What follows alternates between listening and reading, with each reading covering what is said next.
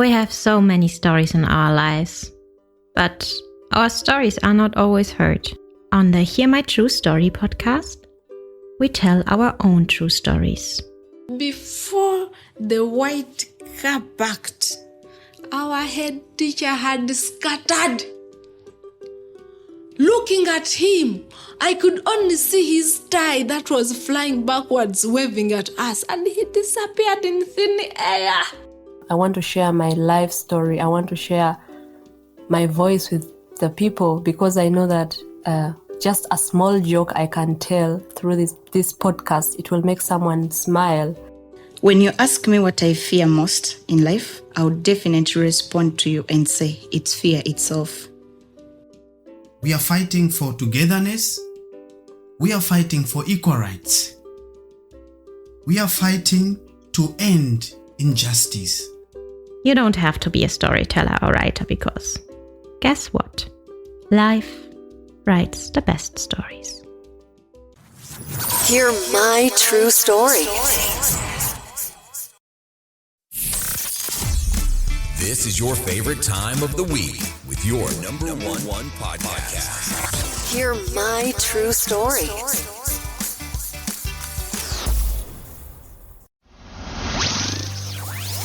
Welcome to a brand new episode. Hear my true story.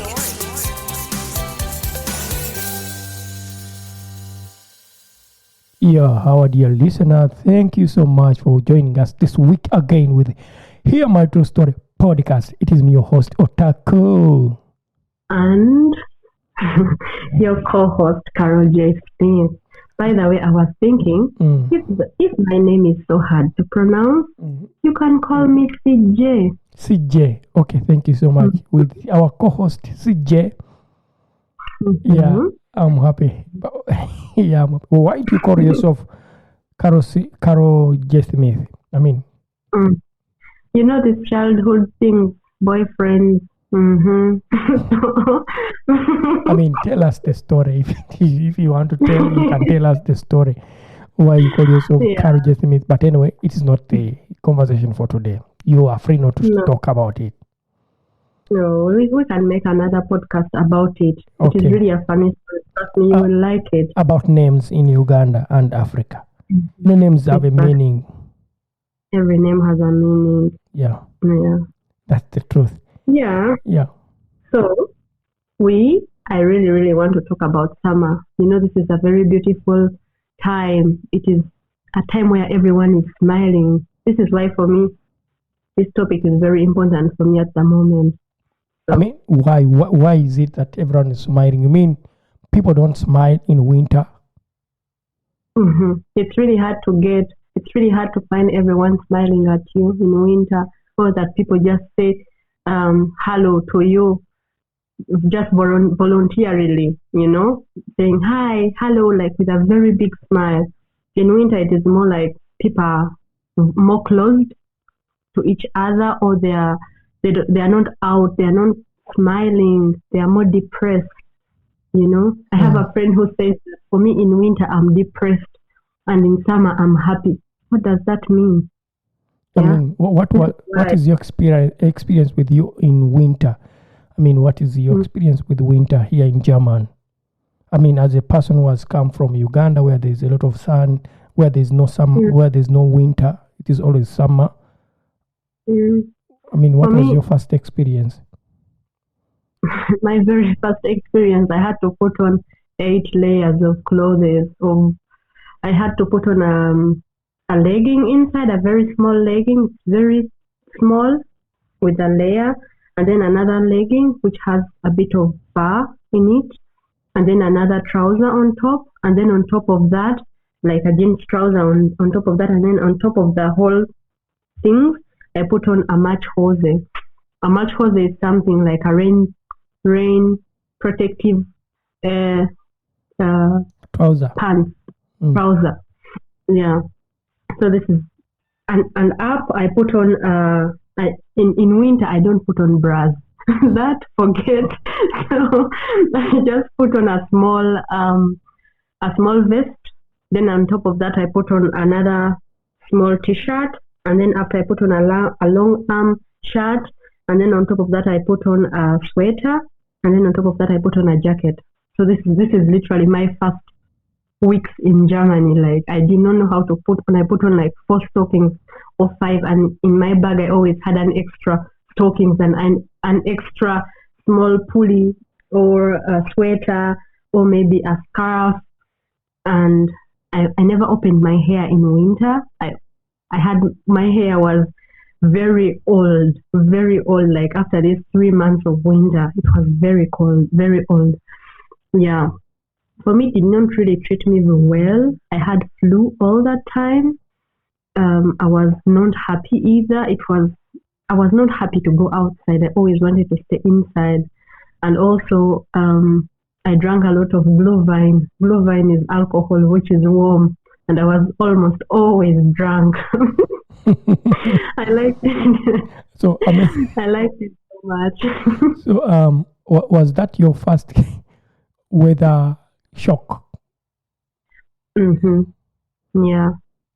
And also the people, I'm more of a people person, and you try to talk to people, but people, they don't have time for you, because maybe they are rushing to work. They want to do everything very fast because it is dark outside early, and then, so it was really, for me, it was not a very happy, welcoming place, because I came here in winter and I did not feel welcome from the people, from the environment.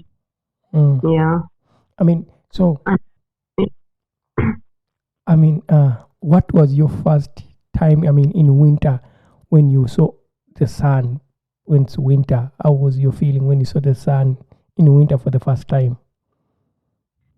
For me, I think it was a bit normal that the sun is there, but I was shocked. Oh, everyone was happy. Everyone was saying, oh, today there is the sun. People checking on the weather forecast, telling me when the sun is there, when the sun is coming. Trust me, the first 3-4 months, I did not understand why people look on the weather forecast. Even up to now, I don't look on the weather forecast. I just go outside with a jacket, or I really don't know how to do that. I don't know how to look on the weather forecast and say, oh, I will trust the weather forecast. Those weather people who work there, I will trust them. Maybe today it shines. I will wear small things. I think for me it's better I put on much and remove it later rather than putting on less. But when the sun came out, oh my God, everyone was happy. People were going out. People were going to the city, saying, oh, do you want to inviting me to their places because the sun came out? Why don't you invite me when it is snowing? So this is, up to now, I think I don't still understand why people are so happy about the sun, because in Uganda, the sun is always there. I never got excited of the sun, like, ooh, but I think slowly I also start getting excited of the sun. Because you don't get it so every day, so often. So now if it shines, whoa, it is a very good day for me too. Yeah, I think I'm also slowly in the culture. So that is your way of like learning to get into the German culture, where the sun comes once in a while in winter. But the question, did you feel really warm when you moved out of this? Going outside, it's winter and you saw the sun. For me, my experience was something different. I came to Germany in December 2018, and I spent 1 month without seeing a sun. Then in January, I saw some sun coming out. I was so excited. I told my wife, I'm going outside. There is the sun. I ran outside happy without a jacket. My friend, it was cold. The sun was there, but it was not warm. It was very cold. I walked back in the room and I said, this is something difficult, living in this country where the sun is so special. Yeah, and that was for me my experience. I thinking the sun in winter could be hot, but it came out, it was so cold. I don't know. Yeah, but of course I saw people being so excited because of the sun, and it's cold. They were really outside, but it was, they're happy about the sun. Yeah, you get that. Yeah. It is also the same thing the sun was there, or the sun is there in winter, but it's not hot, not at all. It is still cold. And if it is snowing, it is not that cold. But if the sun is there and there is no, it's not snowing, it is so cold. It is so cold. Oh my God. One winter, I felt like my nails are dropping out. It was so cold for me that we went for a walk, I felt like I was too much inside. I'm used to being outside. And then I was like, oh, I had visited my friends. I was like, oh, please, let's just go for a walk. Let's go for a walk. I went for a walk. It became a walk. My fingers were hurting. My ears were hurting. My face was hurting. I felt like everything that was exposed outside that had no cloth on it, it was so hurting. Since then, I don't like going out in winter. I don't. Maybe if the sun is there, I also go out. Okay, so you also got integrated into the German culture of, one, appreciating the sun when it's there. You go outside. Two, did you also learn the German culture of talking about the weather? Because in German, when people come for the first time, they are going to talk about the weather. Yeah, today there is the sun. Oh, today it's snowing. Oh, today there is rain. Do you also now converse about weather? I think our weather is more of is one topic which is really very easy so that you can connect to people. It is a very good topic for small talks. So I talk about weather. I'm like, oh, how was the weather where you stay? Even if you stay in Stuttgart, I will still ask you about the weather. I mean, for you as someone, let me just ask you, for you as someone who came to German from Uganda, where people in Uganda are so open. I don't know, I talk about Uganda because where I come from, yeah? First time meeting someone in Uganda, people are open, they speak to you, they converse with you, yeah? But here in German, if you don't know someone, you don't have much to talk about apart from talking about the weather. We're also shocked. Corona is also another topic that they're talking about now. But if I talk to Ugandans here, if I meet Ugandans, I never talk about weather. It is not one of the topics that I talk about. There are other topics, but if people from here, obviously from other countries, there's nothing which connects you, or maybe you ask them, where do you come from? And it reaches a time where the conversation is at the end. So what is next? Weather. Summer. What are you doing? Next weekend we have the sun is shining. What are you doing next weekend? I'm going to the beach. Make sure to leave a review. This makes our day and fuels future episodes. Hear my true story. Okay, before we move into that, so for me, I think these are some of the cultures that we as when we come to the Europe, where the weather is different and the cultures are different, we tend to really have to learn these new cultures. Yeah, like the weather, learn more about how to appreciate the sun. And now I bring in this conversation about the summer. How people are so excited about the sun. How was your experience, your first summer experience in German? Oh, I was really happy because this was after me experiencing the winter.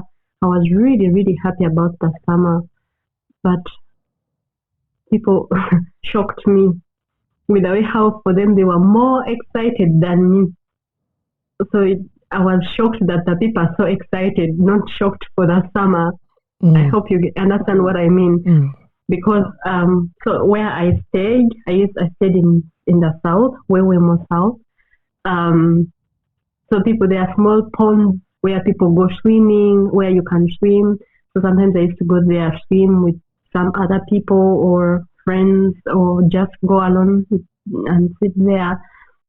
Every time when the sun was out or when it was really warm, because sometimes it also rains in the summer, and people were swimming, people I felt happy because this is the kind of joy that I've experienced every day when I was still in Uganda, where at least people are not moody because of the weather, rather people are moody because of problems, real problems, not weather problems.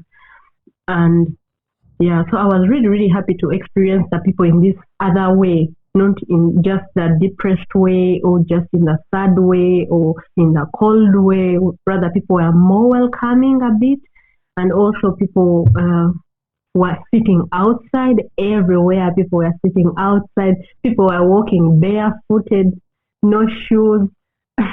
That shocked me a bit. And that also people were sitting outside to eat ice cream at every point. And there are people who make bubbles for kids. Yeah, so those things really, I enjoyed watching that at the first moment where I experienced summer here. Yeah. How was your first experience? My first experience, personally, after being here in 2019, when it was almost January, February, March, April, I came in April in 2019, and then the summer was coming in. But of course, people were not like that real open. But my first experience of summer was quite interesting. One, I was in culture shock.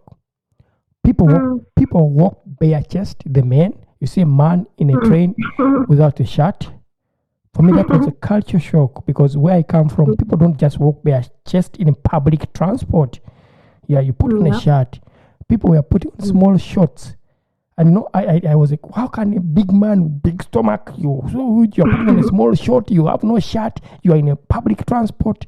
I mean, I was in culture shock.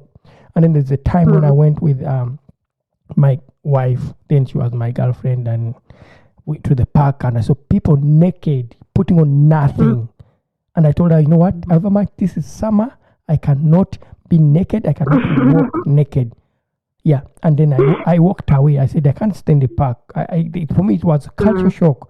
I was not used to see people naked because where I come from, the culture is different about how you dress, yeah, so that was a culture shock for me in summer, and I could not understand the point that people are really like dressing up like this or they have no clothes on them. And I told myself I'll never put on a short because even in Uganda, the sun, I never used to put on shorts. I always put on trousers and shirts. Yeah, I couldn't move bare chest with my stomach outside because in the community where I live, it is something that it is really, they really decent, conservative, yeah, about how you dress. It's a big issue there too. Then I said, I'm not putting on a short. But let me tell you, when the summer came, it was 40 degrees. I went to the supermarket. I bought 5 shorts. Yeah, very tiny shorts. And then I put on the shorts. And I bought shirts. Yeah, that are short sleeve. And then I started walking. And then I learned that it is so hot here in Germany. And you cannot at any point, the hotness in summer in Germany is not hot the way it is in Uganda, where I come from, in Uganda, that country. And I could not really understand. It was so hot. So at the end of the day, I started putting on shorts. And that. But the shocking thing was FKK. You know about FKK? I saw people naked and I was shocked. And then I saw people naked, not just children, men. You find a father, mother, and their children all are naked. And I was like, okay, I'm in German. And I asked, what's this? They told me that's FKK. Okay. People just walk naked like that. But that culture, I cannot get integrated in that one. That is my culture shock.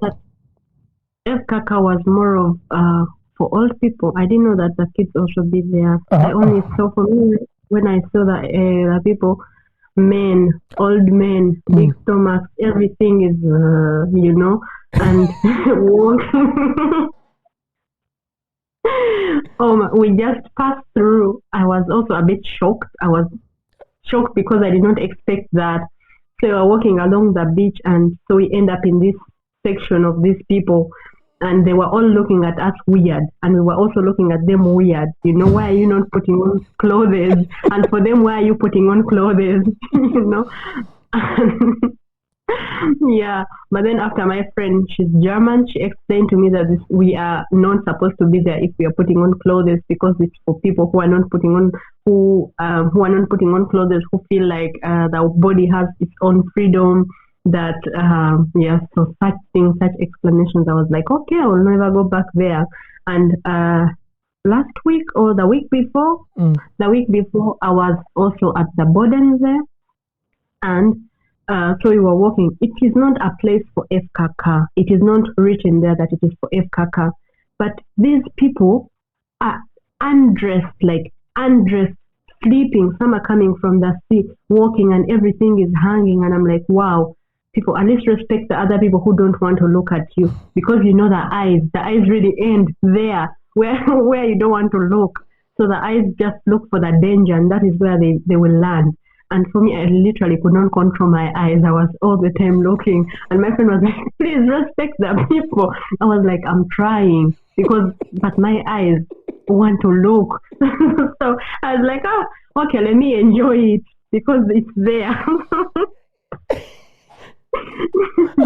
I mean, for our listeners to explain, FKK is, I think, is a culture in German. People strip out and they're like naked, no clothes on them, and they walk. I mean, that happens in summer. I don't think it happens in winter. Yeah, but I will try to put that information if about it happens FKK. in winter, everything will freeze.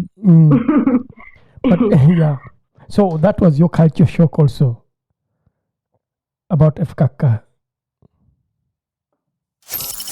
Enjoying this episode? Leave a review now. Hear my true story. Yeah, hi. Can you hear me Sorry. now? Yeah, I can hear you now. Our dear listeners, I can tell you FKK is a culture. Here people stay naked and they don't put on clothes. So for us as people who come from other countries, we end up getting these culture shocks, and then you have to get integrated, as the way they say integration, to learn the culture. So we get to learn, okay, people can swing out naked that way. But could you also do FKK as you? CJ, can you do?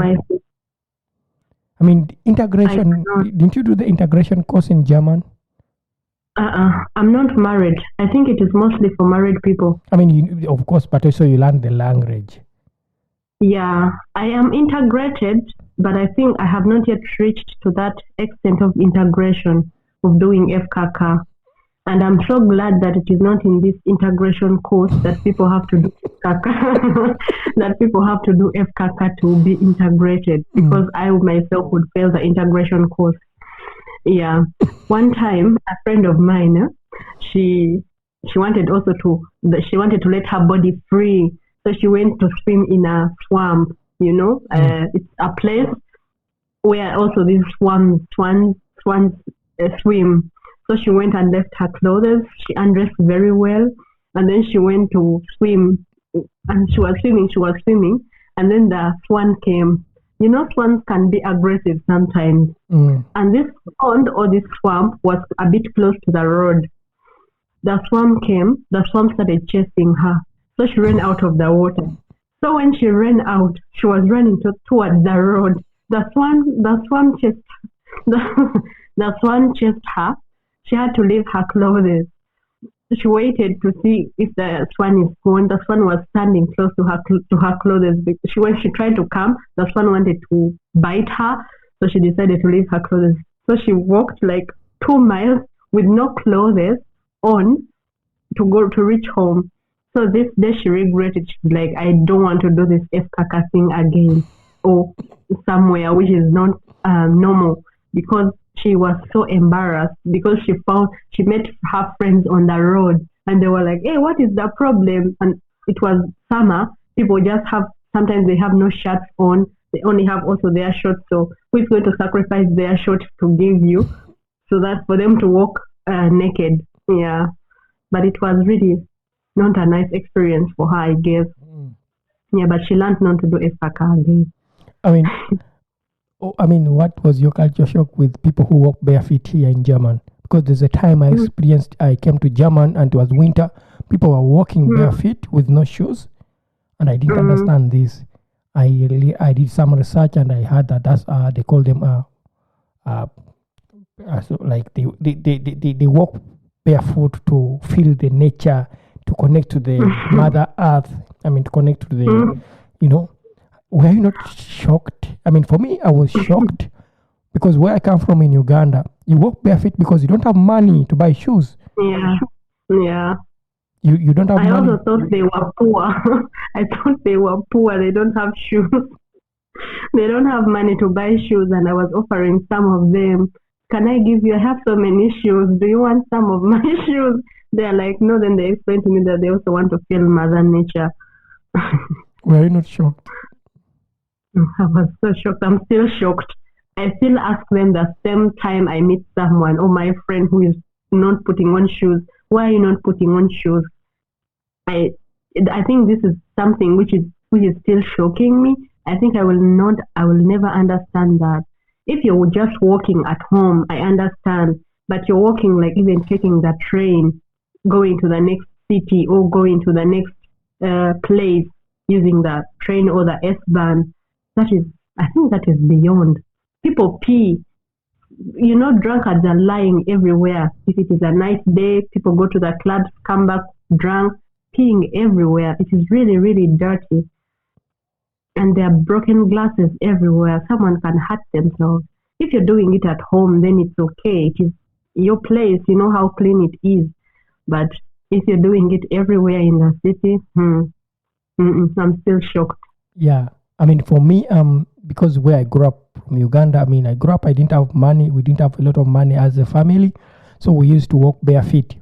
I walked barefoot all my childhood from, I think, 3 up to around 12 years. I never had shoes. So to me, my future was like, if I grow up, I buy myself shoes.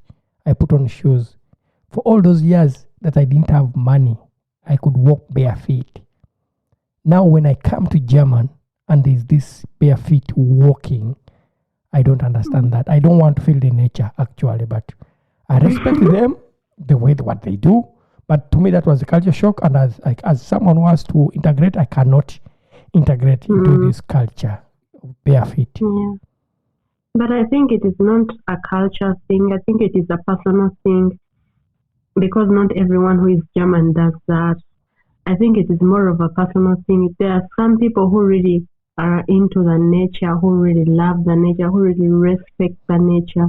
They feel like maybe if you're stepping on it with shoes, you're making the nature feel bad or you're hurting the nature, But yeah, some people really do that. And I also have respect for them. We have a boy in our class. He doesn't put on shoes. Even where you feel like this is so cold, that guy is coming. He has rods in his feet. When you don't put on shoes for a long time, the feet down they get cracks, and he doesn't take care of them. It looks like he has walked over 20 years without shoes. Yeah. But sometimes I really don't know why. But sometimes I feel bad for him, or bad for his feet. Because his poor feet really get it so hard. The school where we studied, it's hard. It has small stones, and the feet don't really look that good. Yeah, but if he would put on at least shoes in winter, even in winter, he doesn't want to put on shoes. They want the Mother Nature. Yeah, respect the Mother Nature. Yeah. I mean, for me, that was my culture shock. I mean, I couldn't really walk barefoot. But for now, I would say we need to move on to another conversation with our dear co-host and me, Otako. Yeah, and for that reason, I want to ask you, our dear listeners, if you understand, we need your following and subscribing on this podcast, We not only have voices for a podcast, but also faces for YouTube. Don't miss your next episode. Hear my true story.